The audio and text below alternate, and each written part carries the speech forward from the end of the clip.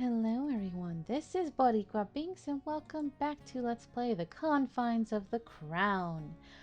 Ooh, last episode we went through an emotional roller coaster because I was being led to believe that Princess Cassidy was actually Prince Caspian, and oh lord, that was that was funny, that was interesting.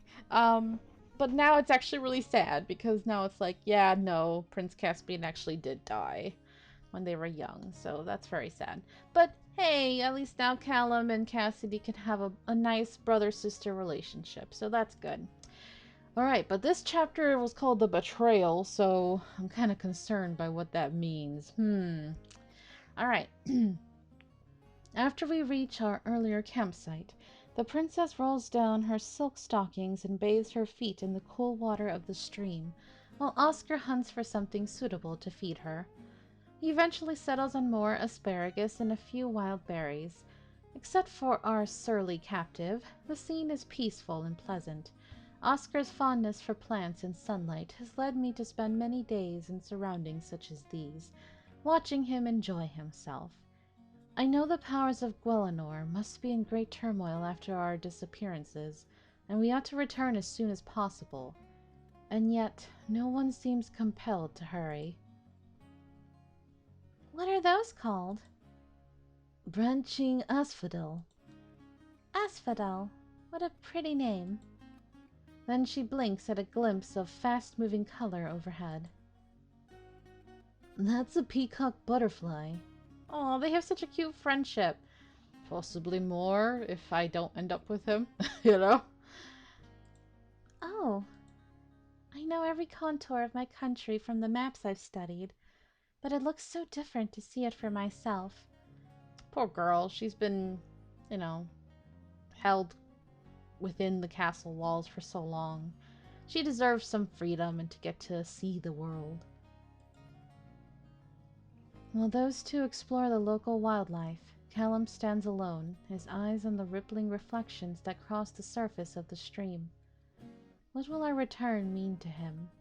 He'll have to confront his family again, while still bearing the painful memories of his last attempt to reach out to his sister. He's no longer a helpless child, and the king would find it difficult to thrash him, even if he were so inclined. Still, challenging those who have held power over you all your life is never an easy task. And then there's the person who is least enthusiastic about returning. Hey, how about you just let me go? You've got your princess and your gold, and I've got nothing. So it's no harm done, right? Not a chance. I've got nothing against you lot. Untie me and I'll get gone. You'll never see me again. That's why you're staying tied. Soil's breath, do you know what they'll do to me? Traitors hang. Maybe you should have thought of that before turning on your masters. Didn't do nothing you didn't do first. And them's your own family too. You carried off your sister. You plucked your own treasury. You coerced the little prince. You lied to him and her both. You half choked the life out of me. And you call me a criminal? Come on, Lady Valois. Do you really trust him not to drop us both if he sees his chance? It's my life on the line. Let me go. You have no right to talk about lies after the games you played with me. What games? Oh, she didn't tell you? Nobody tells you anything, do they, little prince? Your girl bribed me to break her into nobles' rooms. Maybe she's a thief, huh? Let me go and I'll tell you what she said about you. I'm not listening to you. No one cares to hear anything more from you. Oh no? Funny that. I thought you wanted to know what was going on in your palace behind your back. I see things you hadn't. You or your sister neither. I can tell you all about them. Their Duke and his Lady Sophie, for instance. Do you know what they're plotting? Cousin Sophia? What about her? She doesn't know anything. I do, and I can tell you if you let me go. Or maybe you'd rather ask your Valois girl. She and Dick Farrod got mighty cozy in his rooms. Girl, shut up. What? The word of a known liar is meaningless. Ask your own questions, you'll see. I'm not the one telling lies. I've played you fair. I've kept my promises. And what of your oath to serve? Oh, that. Look, do any of you really want to go back to that palace? You set foot inside and you'll be trapped. They'll never let you see the sun again, princess. And you, prince criminal, you think they'll forgive you for what you've done? You've got your freedom and your wits and a good summer coin. You could start a new life altogether. Have a nice little OT4 going on. Big stop. The OT keeps growing. Those words hold the truth she does not, could not know. With such a sum of gold as that, I could buy land, a house, connections, enough to outfit and support myself while I built my place in society. Enough even to make investments to sustain my position for the future. It is not, of course, enough to establish me as anything other than what I am. A gentlewoman of low rank, respectable perhaps, but not among the highest circles. And yet, it would be sufficient to grant me what I have never had, an estate of my own, an estate that I could offer to share with another. It would not be the prestigious match that the rulers of Osendoir wished for their son. Yet, if I were in control of my fate, if Oscar's affections were more than a passing fancy, if we were sure, it might be enough. But that would only be the case if the funds were mine. Mine in total and in truth, and they are not. Some of us have a concept of honor. Come on, do you want to be nothing but what you are forever? This is your chance. Come with me, any of you. I'll see you straight. That is enough. With a discarded bit of silk, he gags Dolores, ignoring nipped fingers and frantic squawking. We should probably start on our way back. If you've rested enough, I'll be fine. You can lean on me if your feet hurt. I will assist her. We all will. That looks funny. The walk back to the palace of Guelinor is not so great in distance or in difficulty, particularly now that we do not require such secrecy and may make use of the roads. However, the new additions to our party cause our progress to be a great deal slower than a simple reversal of our original expedition. Neither woman can keep up a fast pace, although for entirely different reasons. Princess Cassidy struggles on bravely despite her sore toes, but her entire life to this point has been lived in a glass bubble. The novelty of sunlight, open air, and wildflowers is wearing thin. She has no strength, no endurance, and must frequently stop to rest. The page Dolores, on the other hand, has no intention of making this easy for us. She must be prodded, dragged, or slung bodily over Callum's shoulder in order to move at all. As we continue our slow journey, Oscar falls in beside me. You were right, you know. About what? Oh, I forgot. You're always right. He shakes his head and sighs. I wasn't thinking about the future, about being married to you. I was only thinking about enjoying myself now. What? You wanted to use me? Did he really just say that he was pretending to be in love with me only to get me into bed? What do you mean, use? Oh, no, nothing like that. Sorry. What I meant to say was, I've only ever thought about the things I wanted us to do together. Talking about our feelings, going for walks, dancing. You've done those things before. That's my point. It is? I wanted to do the things we've always done. But to be able to hold your hand afterwards and be close to you.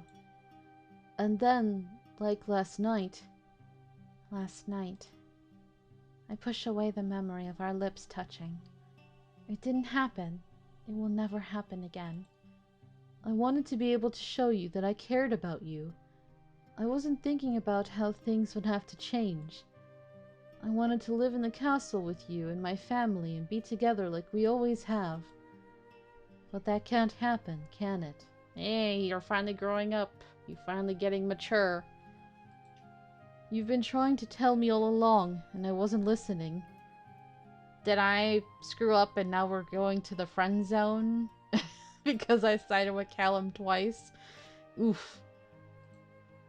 So you're right after all. I am a child. You're a young man, and a kind and caring one. That's not a bad thing to be. You're also beautiful and sweet and clever, and much stronger than I thought you were. But I can't say that to you. Not now. You should go talk to Cassidy. This is your best chance to build a relationship with her. You're today's hero, remember? You caught that page when she would have escaped. So, that's really what you want me to do? Why does he have to ask me that? This isn't about what I want. This is about how things are and how they have to be. And so I still my thoughts. I smooth my brow. I smile at him, and I lie. Yes, that's what I want. Right. He waits for my response, but none is coming. My face is a perfect mask, as long as I don't speak. Then that's what I'll do. Thanks, Maddie. Oh, my heart. No! Please, no! Did I screw this up? Oh! One stiff little motion and my head nods. And then he's gone. No, he's not gone. Why am I thinking such foolish thoughts? He's right there, doing exactly what he should be. We each have our place. I'm doing my job and doing it well. That's what matters. And so I stand here, with my hands clenched and my fingernails digging into my palms, trying to feel nothing. As we near the palace, we catch sight of a figure in the distance. He's wearing the uniform of a soldier of Gwelinor. Of course, they must be sending out search parties by now. Hola! Wait, what? Did they speak Espanol all of a sudden? Ooh, that really caught me off guard. Here I was getting all emotional, feeling sad over the potential breakup, and now this? Hola, guard. Guardsman draws his sword on approach. You must find our appearance suspicious. One missing princess, two princes who should be in the palace under lock and key, and two servants, one of whom is tied up. I suppose we do look a bit suspicious at that. Declare yourselves. Callum and Cassidy of Gwelinor, Oscar of Osendawir and his companion Miss Valois, and our prisoner. It's all right. They're rescuing me. Are you injured, my lady? Just a bit sore-footed. I don't suppose you have a horse. I would be happy to assist you, my lady. He comes closer and offers her his arm. But he hasn't put down his sword. Die, imposter! What the frick? And everything happens at once. Cassidy is frozen in place, uncomprehending. Oscar's eyes open wide as he realizes the danger. Too late. Callum is already moving, but he was standing one step too far away, and I see Dolores lurching past me, still bound, driving her shoulder hard into Cassidy's form, knocking the princess off her feet and out of the line of the guardsman's strike.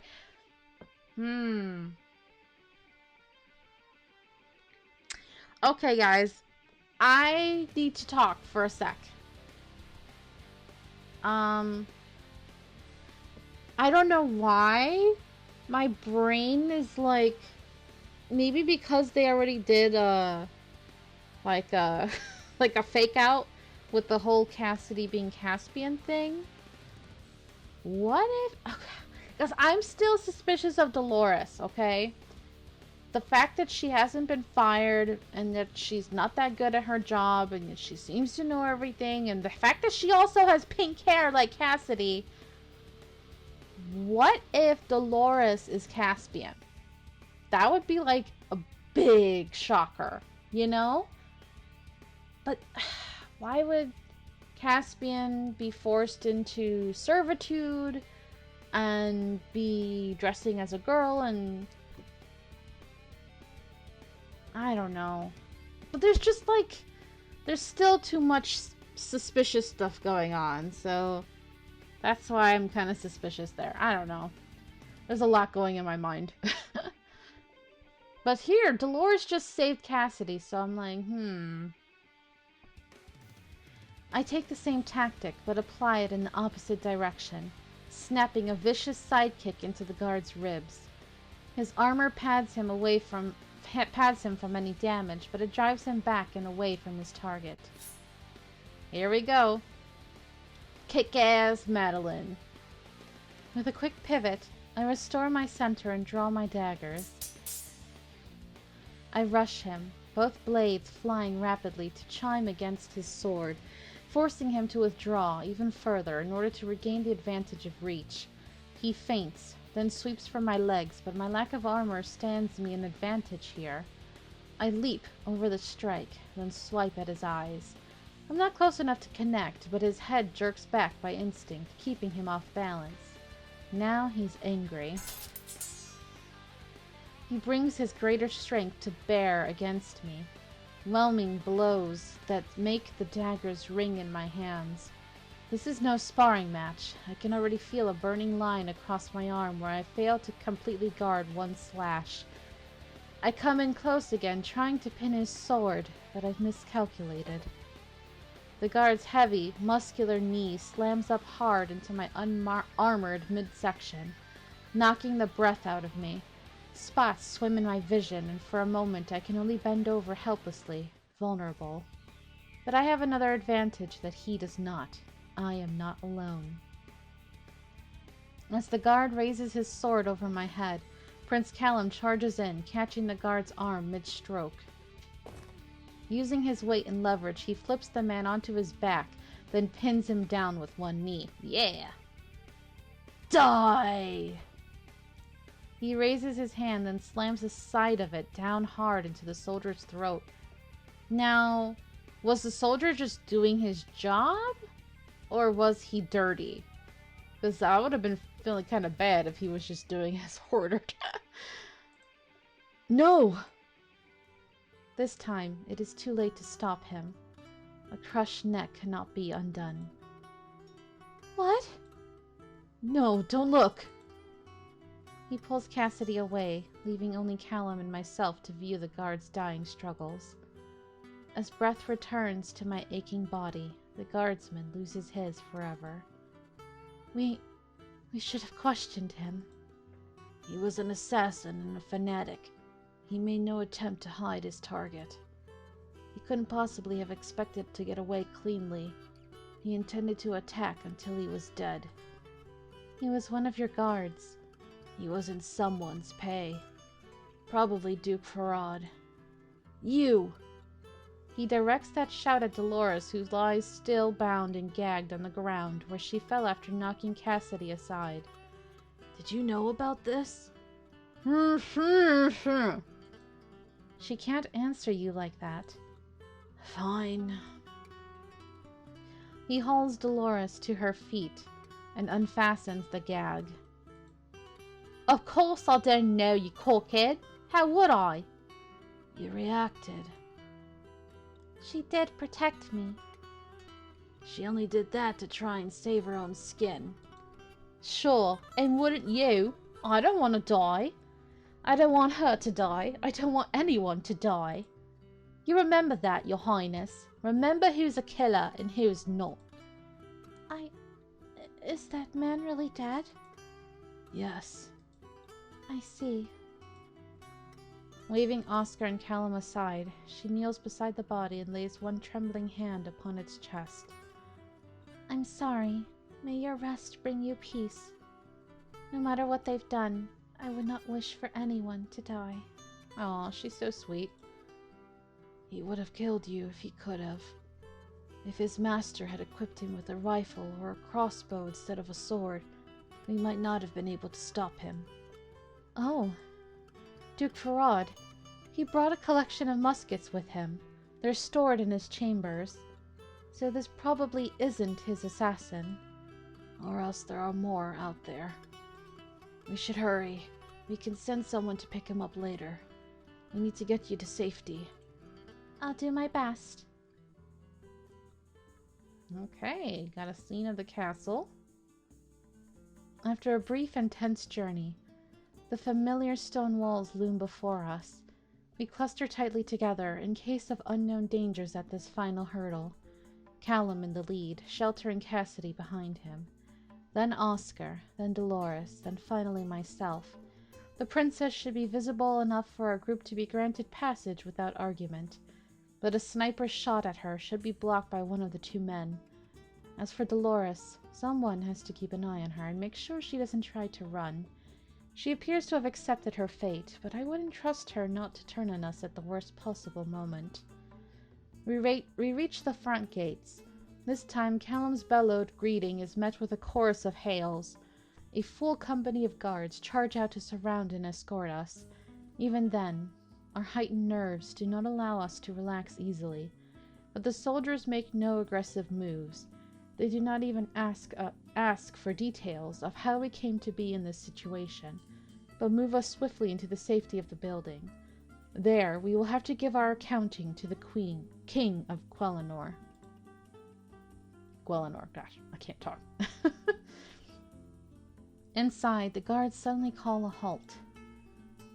Royals this way, servants that way. What? Maddie stays with me. I mean, Miss Valois. Only one of them is a prisoner. We have orders, Your Highness. Your parents wish to speak with you urgently in their private chambers. It would not be appropriate for those not of royal birth to be admitted. Their statements will be taken later. I suppose. You won't let that one worm free. Don't worry, I'll keep an eye on her. They will be guarded at all times. Oscar looks at me but says nothing. Ordinarily, in response to such a look, I would pat his arm or squeeze his hand or some other such gesture of reassurance. But with my new resolve to avoid physical contact between us, I must hold back. I never thought about how often we touched until I had to stop myself from doing it. Cassidy draws herself up to her full height. Very well, carry on. Dolores and I are herded into a room to await His Majesty's pleasure. Your weapons. What? Orders, to avoid accidents. Indeed, another guard is already poking and prodding at Dolores to ensure that she's carrying nothing at all dangerous. I, at least, am spared that indignity, but I am made to hand over my daggers. After that, the guards take up positions outside the doors, preventing us from exiting, but otherwise leaving us alone. There's nothing for us to do but stare at each other and pace. I can only imagine what must be happening with the others. Will Prince Callum rage at his parents for having kept him in the dark all these years? Will he be punished, or will the newfound sibling bond between him and Princess Cassidy serve to mend all ills? And what of Oscar? He could demand reparations for the assault in the garden, if he chooses not to take Callum's side. Blast it! I wish I could be there. While I'm making wishes, I also wish for a cool drink and a warm bath. Sleeping in a forest does not suit me. You could at least untie me. You're a prisoner. Come on, what am I going to do? Knock you over and take on the entire palace guard by myself? Just want my hands free, that's all. My fingers hurt.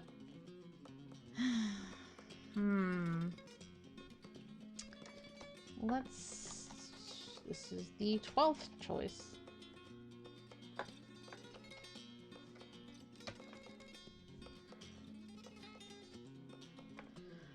Alright, at this point, I think we can untie her. I'd ask you to promise you'll behave, but I've seen how seriously you take your oaths. If it's like that, then I don't want your help. No, I'll do it. I struggle a bit with the tight knots, but eventually I have her free. She shakes out her hands, cursing under her breath, then scrubs at her face with clumsy fingers. Her eyes meet and hold mine for a moment, but her will is weaker than mine, and she soon looks away. Why did you do it? Do what? Betray your masters. Why not? You had a good position here. Better than someone like me deserves, huh? Don't think I haven't heard that every day of my life. You're somewhat unusual for a page. I know that now. If I'd have known it then, I'd have run for the hills and Malek's the king. What are you talking about? You want to hear this, lady, whatever? I'm a foundling, dropped off on a doorstep and raised with the other dogs. I've no idea who my people are. Charity brought me up, that and the street. So I learned a few letters and eating dirt, picking pockets and washing shirts. House girls, sometimes somebody wants us for a servant. Nobody important, of course. We're not good enough for that. That background would certainly explain her speech and manner, but then what is she doing here? As she said, an orphan peasant would rarely rise higher than some merchant's back kitchen. One day, this fancy lady, all in good clean clothes, comes to the house. She says His Majesty wants to look good, do something nice for the scum of the land. One of us little insects gets to go off to the palace and live the life of luxury, and they pick me. They clean me up and give me new clothes and the best meal I've ever had, and I think I must be dreaming. Then why? Why would you betray them? You got all the book learning, but you're still as dumb as a stone. Enlighten me. No. Why bother? I'm up for the long drop. No one will care I was ever here. So you think about it. Maybe you'll learn something. Or you forget. It's no difference to me. You're not going to die. You won Princess Cassidy to your side. She'll speak for you. That's no guarantee. Nobody is exactly what they look like. Perhaps so, but rarely is a seeming entirely false. And Cassidy has shown herself to be a very forgiving soul. Dolores pulls out a chair and sits down, and folds her hands on the table and lays her head atop them, closing her eyes. What are you doing? She doesn't answer me. Fine. I suppose there's really not much that we have left to say. She is rough and rude and manipulative and disloyal. We are too different to ever understand each other. I choose a seat where I can watch her at a safe distance and allow myself to relax. There's nothing to do but wait. Okay. I think this might be a good place to leave the episode, since I feel like we're about to get into some action. Let's call this end of episode 4. Alright, well thank you guys so much for watching. I hope you're enjoying, and until next time, have a nice day. Bye-bye.